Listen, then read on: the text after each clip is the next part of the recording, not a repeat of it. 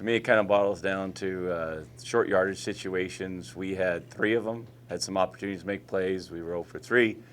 They made theirs and also hit a touchdown throw. So wasn't like we played terrible, but I guess average doesn't get it done in the playoffs. For any Stampeder fan, after watching yesterday's game, doubting the quarterback succession plan, what would you say to them? Well, I mean, we just try to be honest with our guys, and I try to win football games. And, I think that the quarterback play is always going to be scrutinized, especially after losses. So I got a process. I'm going through what I need to go through. And ultimately, I think we had a great room this year, and I expect to have a great room next year. What does Jake need to do in the offseason to be ready to carry this offense for a full season? He's done a lot of good things. He's a good leader. He puts the time in. I got a lot of faith in him. But, he's still more reps help. Situations that he's never been in help. You do sometimes when you make a changing of the guard, there can be a little bit of learning curve that you got to expect. And we're in such a business where, you don't want to waste any opportunities. I felt like we had a good team. I really did. I think our team was getting better. We're growing. We're young. And I felt like this is a team that could make some noise in the playoffs. Maybe this is a step or a hurdle we needed, but it certainly feels pretty hollow right now. It hurts because if we could have got that first win, and maybe we could have taken off. Does it feel like the end of an era for you, Dave? Not for me, because I'm not going anywhere. So, listen, I love Bo. I haven't talked to Bo yet, though, so I think I should talk to him first and see where he's at, because I didn't think it was fair to try to plan the future when you're in the middle of something that we're trying to focus on the present and the now. So Bo and I have a solid relationship. We're always, trust me, going to be connected. And, I'm going to let Bo do what Bo needs to do, but he knows I've got his back, and that at some point I'd love to work with him either next year or down the road.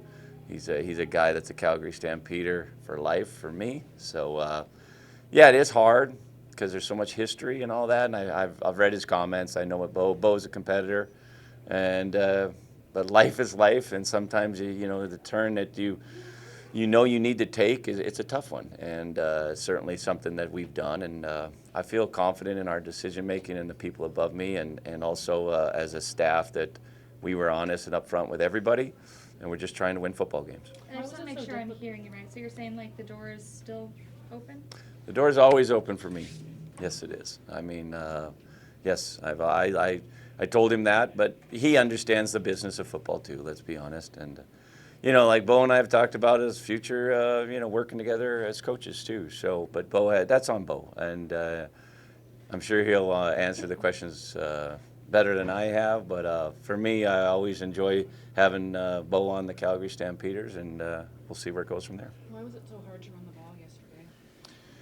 Well, I mean, I just went back because I like to look at, what we did, and I try to see, because I was getting questions on we didn't hand the ball off. We still called, of the first 19 first and 10s, we called 11 runs. So, that's really the ratio we want. We ended up, sometimes we have these, run pass options, so if they bring a blitz or if they do something that you can pull the ball and do other things. But we still had a good balance, and I want to make sure that I feel like when I look back that I feel comfortable with those decisions, because as a head coach you should analyze what you've done as well. But we had that same balance. We really struggled, though, is when we got into more of an unmanageable 2nd and 10, we weren't able to convert, and they did. They threw an 8 or 9 yard curl and then got their 3rd and 1s, and we were unable to do that. You ready for life without Rennie Paredes? He's kind of coin flipping right now about his future.